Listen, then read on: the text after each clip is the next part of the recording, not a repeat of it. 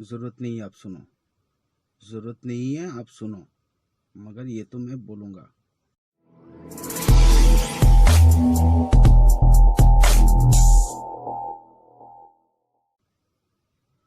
जय हिंद दोस्तों। लॉकडाउन का चौथा चरण चल रहा है और हम लोग पालन भी कर रहे हैं। इस लॉकडाउन में दो चीज़ सुनने में आया और दो चीज़ सीखने में भी आया।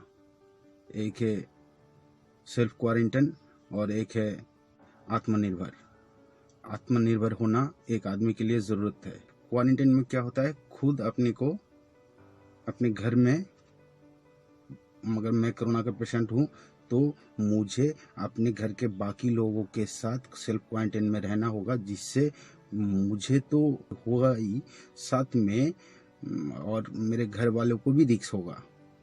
ये होगा सेल्फ क्वारंटाइन में, आज जो गवर्नमेंट ने बोला हुआ है। मगर आपने एक बात कभी भी सोचा, जो गवर्नमेंट का हेल्थ सिस्टम किस जगह जाके पहुंचा आज, जो हम लोगों को सेल्फ क्वारंटाइन में रहना पड़ेगा। मतलब इसके पीछे खर्चा नहीं करते वो लोग।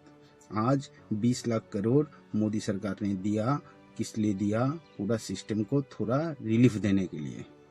मुझे नहीं मालूम किसको किसको पैसा मिलेगा। सुने हैं ये सब कुछ प्रोजेक्ट है, इसके ऊपर काम होगा। अच्छी बात है, हम लोगों ने आपका साथ दिया। अब सेंट्रल गवर्नमेंट से हो या स्टेट गवर्नमेंट का हो, हम लोगों ने, पूरा भारतवासी ने, मैं बंगाल में रहता हूँ, पूरा बंगाल वासी ने, पूरा पश्चिम बांग्ला लोग अपना संग दीजिए। पूरा भारतवासी आपके साथ दिया। आप लोगों ने क्या किया?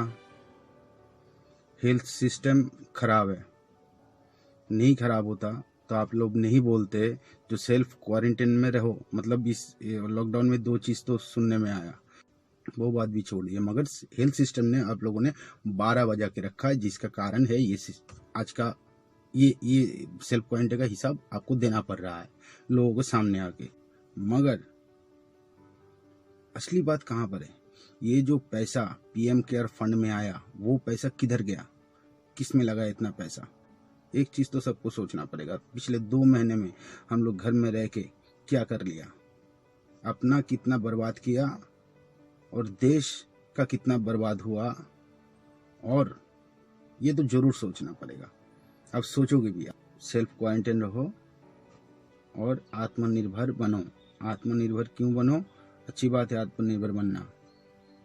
हम लोग चाहते हैं हम लोग कुछ करें, देशवासी कुछ करें, जो गरीब लोग हैं वो गरीब ना रहे, वो हम लोग भी चाहते हैं। सही है, आपने गरीबों को हेल्प भी किया, 500 रुपये भी दिया, ठीक है। ममता बनर्जी भी 1000 रुपये देगी बोली थी, अभी तक किसको किसको मिला नहीं मालूम मुझे। प्रचेष्टा, बंगाल में बोलता है प्रचेष्टा पावार चेष्टा, আমি ওই চেষ্টায় যাইনি, মানে আমার ওই প্রচেষ্টা পাওয়ার কোনো চেষ্টাই নেই। तो जो भी है, तो पैसा गरीबों को थोड़ा मिला, नहीं मिला फिर भी कुछ लोग हैं जो फोटो वोटो उठा के भी, कुछ लोग नहीं उठा के भी लोगों को हेल्प किया। सब अच्छा है, हम लोगों ने किया। एक बात समझ में नहीं आ रहा है, हम लोगों ने किया मगर आपने क्या किया? आपने कुछ नहीं किया, आपने कुछ नहीं किया। एक बार बर्तन बजाया हम लोग, एक बार दीप जलाया, ठीक है, सोचते हैं सपोर्टिंग है। समझ गए आपकी बात? आप देखना चाहते थे सपोर्टर क्या है? सपोर्टर है भाई, आप उसलिए बैठे हो भाई, ठीक है। और एक बात, सपोर्टिंग रहने के बाद आपने जो पैसा पीएम केयर फंड में आया, उसका हिसाब हम मांगेंगे तो आप दोगे तो ही। हाँ, अगर कुछ दिमाग लगाएंगे तब शायद हिसाब मेरे पास भी आ सकता है, वो बात अलग है। तो जो भी है, पीएम केयर फंड का हिसाब तो देना ही पड़ेगा लोगों को, आज हो कल हो। मतलब कोई मांगे ना मांगे, कोई ना कोई हमारे जैसे बंदा तो मांग ही लेगा हिसाब आपसे। ये देखो, गरीब लोगों को मिला और जो लोग पैसे वाला है वो लोग का क्या है, वो लोग पहले से ही आत्मनिर्भर है, तो वो लोगों को ज़रूरत नहीं है आप दो फिर वो खरीदेंगे बाजार में जाके अपना खाना, ज़रूरत नहीं है। ठीक है, वो पहले से जिस दिन आपने बोला बंद है तो उसी दिन निकल के या उसके दूसरे तीसरे दिन जैसे भी लाके अपना स्टॉक बना दिया।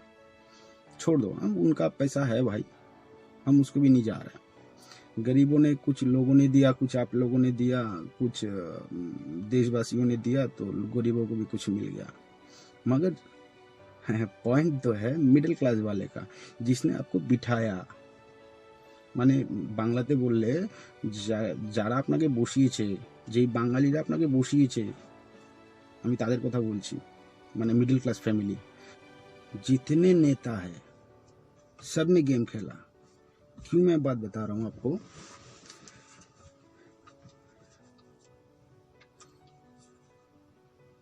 बंगाल में भी पेशेंट का हिसाब, बहुत लोग चिल्ला रहे थे पेशेंट का हिसाब नहीं है, हिसाब नहीं है, हिसाब नहीं है। बंगाल में भी कहीं पर बहुत लोग चिल्ला रहे थे दंगा हो रहा है। बंगाल में भी पुलिस को मारा जा रहा है, बंगाल में भी डॉक्टर को मारा जा रहा है, बहुत कुछ हो रहा है, बंगाल में भी बहुत कुछ घट रहा है। वो सब गलत है, नहीं होना चाहिए, मगर मैं बोलने से कोई थोड़ी ना सुनेगा। आज बंगाल में क्या हो रहा है, আমরা বাঙালিরা যারা মধ্যবিত্ত পরিবার তারা কারোর কাছে চাইতে পাচ্ছি না, কাউকে কিছু বলতে পারছি না, অথচ সবচেয়ে বেশি এফেক্টেড আমরাই। ঠিক আছে, আমার হয়তো একটা দোকান আছে, বা আমার হয়তো দুটো গাড়ি আছে, বা আমার হয়তো একটা ছোট লোহার দোকান হোক, মানে একটা ব্যবসা আছে ছোট। ঠিক আছে, আমার দোকানটা আজকে 2 মাস ধরে বন্ধ, 2 মাস ধরে স্টাফদের পয়সা দিতে হচ্ছে। ঠিক আছে, প্লাস নিজের ঘরে খাওয়ার নেই, প্লাস লোককেও চাইতে পারছি না। আবার যার একটু আছে সে হয়তো একটু এদিক ওদিক দিচ্ছে, ও লোককেও খাওয়াচ্ছে। ঠিক আছে, কিন্তু এটা তো সলিউশন নয়। এটা কি সলিউশন? স্বাস্থ্য ব্যবস্থার যা কন্ডিশন আজকে বাংলায়, আমার মনে হয় এটাকে সবচেয়ে বেশি নজর ওইখানে দেওয়া উচিত। কারণ এমন এমন ভিডিও আমি দেখেছি সোশ্যাল মিডিয়াতে, জাস্ট মাথা খালি ঘোরে। যে আমি ভাবি যখন আমি করোনার পেশেন্ট যদি হয়ে যাই, ঘরে কোয়ারেন্টাইন থাকার পরে দেখা গেল সুস্থ হলাম না, তারপর আমার পরিবারের আরও 3 জন এফেক্টেড হয়ে গেল, আমরা এবার 4 জন মিলে কি মরে যাব? মানে ভ্যাকসিন তো নেই, ওষুধ তো নেই। ঠিক আছে, অ্যান্টিবায়োটিক দেবে, এখন আবার কেউ কেউ বলছে দামি অ্যান্টিবায়োটিক দিলেও চাপ আছে। কারণ অ্যান্টিবায়োটিক মানেই হলো মানে, আর অ্যান্টিবায়োটিক মানেই হলো স্বাস্থ্যের ক্ষতি করবে, আর ভাইরাস তো ছড়াবেই 70% 80%। তো এই লকডাউন রাখার কি অর্থ আমি জানি না, এবং এই 2 মাস ধরে লকডাউনের থেকে আমরা কি করলাম তাও আমি বুঝতে পারছি না। জাস্ট 2 মাস এইভাবে কেটে গেল, খেয়েছি আর ঘুমিয়েছি। আমার মনে হয় স্টেট গভর্নমেন্টের কিছু অন্যরকম চিন্তা ভাবনা করার দরকার। ঠিক আছে, কারণ মানুষ তিতিবিরক্ত হয়ে গেছে, কাউকেই ভালো লাগছে না, আর কোনো রাজনৈতিক দলকেই ভালো লাগছে না। ঠিক আছে, মানুষ তিতিবিরক্ত হয়ে গেছে, সহ্যের একটা সীমা আছে, সেই সীমার বাইরে চলে গেছি আমরা। 9 কোটি 10 কোটি লোকের মতো বাস পশ্চিমবাংলায়। ওয়েস্ট বেঙ্গল পুলিশ একটা পোস্ট করেছিল কিছুদিন আগে, তাতে লিখেছে 9 কোটি পশ্চিমবঙ্গবাসী সরকারি সাহায্য পেয়েছে। তো জানি না সত্যি মিথ্যে। আমি তো আমার আশেপাশের কজনকে খালি কটা গরিবকে রেশন থেকে চাল গম পেতেই দেখেছি, মধ্যবিত্ত পরিবার কিছু পায়নি। এই লকডাউনে আরও একটা জিনিস, খালি করোনার চিকিৎসাই হচ্ছে, অন্য কোনো ডাক্তার দেখাতে গেলে ডাক্তার পাওয়া যাচ্ছে না। মানে স্বাস্থ্যসেবাটাকে যে কোন পজিশনে নিয়ে দাঁড় করিয়ে রেখেছে আমাদের দেশের প্রত্যেকটা নেতা। ঠিক আছে, তাহলে আমাদের রাজ্যের নেতারা, তো এটা ভাবলেও নিজের কাছে কীরকম আশ্চর্য লাগে যে আমরা কিন্তু মানে ট্যাক্স সবাই দিচ্ছি, ঠিক আছে, দেওয়ার পরেও আমরা আজকে এই পজিশনে পড়ে আছি। তাই আমি সব রাজনীতিবিদদের একটা কথাই বলবো, অনেক তো হলো, এবার প্লিজ একটু আমাদের দেখুন।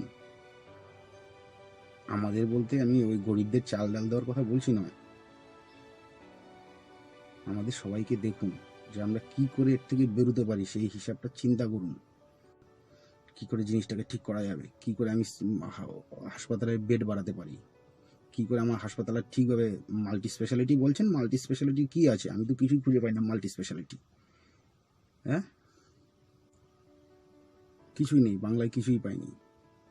মানুষ বাংলায় আগেও কিছু পায়নি সিপিএম গভর্নমেন্ট থাকতেও, আর এই তৃণমূল গভর্নমেন্ট আসার পর আমরা কি পেয়েছি হিসাব করতে বসলে কান্না পাবে। পশ্চিমবাংলা সরকারেরও প্রয়োজন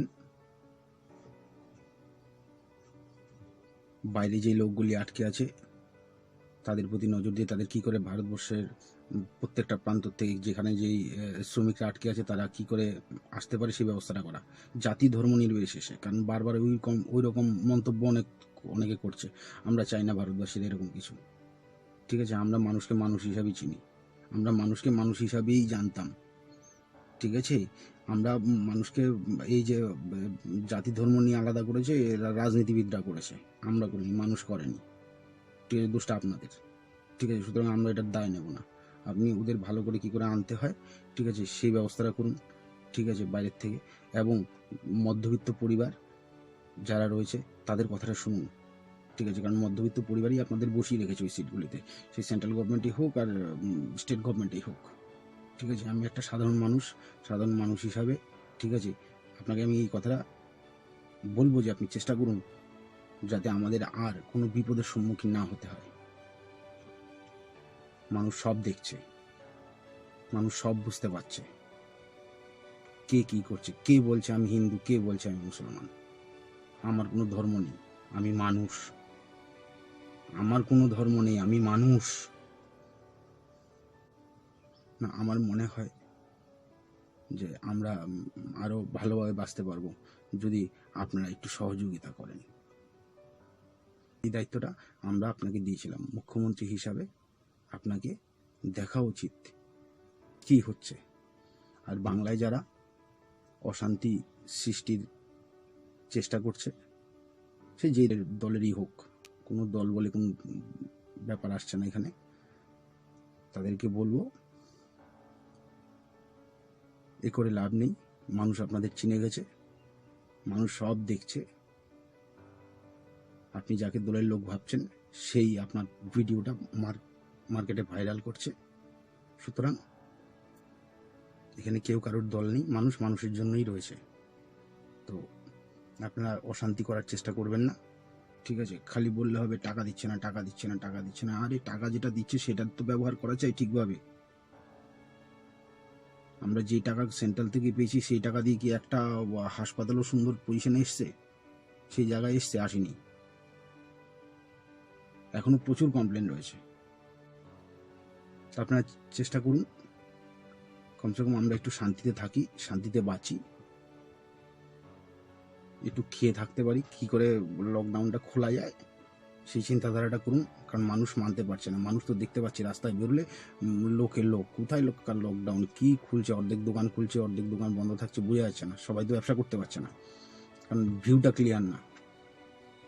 মানব অধিকার কর্মী হিসাবে আমি চাইব রাজ্য কেন্দ্র দুজনই আমাদের হেল্প করুক, আমরা যেন সুন্দরভাবে বাঁচতে পারি। কারণ একটা কথা মাথায় রাখতে হবে, নির্বাচন 2021-এ আবার আছে, প্লাস 2024-এ আবারও আছে। আমরা যদি ততদিন বাঁচি তার উত্তর আমরা দিতে পারবো। সেটাকে মাথায় রেখে আপনারা ভাবুন যে কী করে আমরা নিজেদের ওভারকাম করতে পারবো বা কী করে আমরা বাঁচতে পারবো এই কন্ডিশনে। স্বাস্থ্যসেবা কোথায় নিয়ে যেতে হবে, আর মানুষকে যে সুরক্ষা দেওয়ার দায়িত্বটা আপনারা নিয়েছেন সেই দায়িত্বটা আপনারা কতটা ঠিকভাবে রাখতে পারেন সেটা প্রমাণ করার সময় এখনই। আজকে যদি আপনি প্রমাণ না করতে পারেন, মানুষ আপনাদের ক্ষমা করবে না। জয় হিন্দ।